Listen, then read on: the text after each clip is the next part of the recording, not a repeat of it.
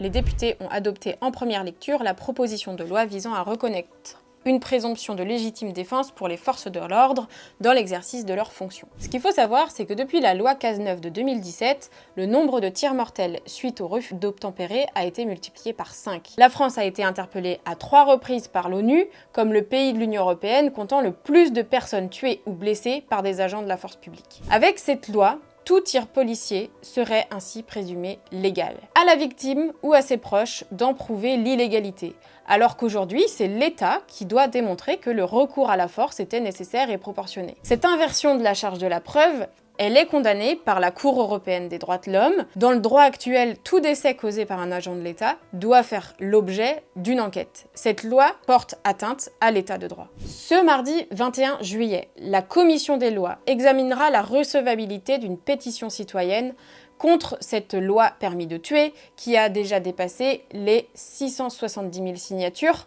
La Macronie et l'extrême droite veulent enterrer cette pétition en la déclarant irrecevable, alors que les macronistes voulaient un député LR, donc de droite, pour rapporteur. Eh bien c'est Ugo Bernalicis, de notre groupe parlementaire de la France Insoumise, qui a été désigné rapporteur, et donc c'est une première victoire. Rappelons aussi que c'est une proposition directement tirée du programme de Jean-Marie Le Pen.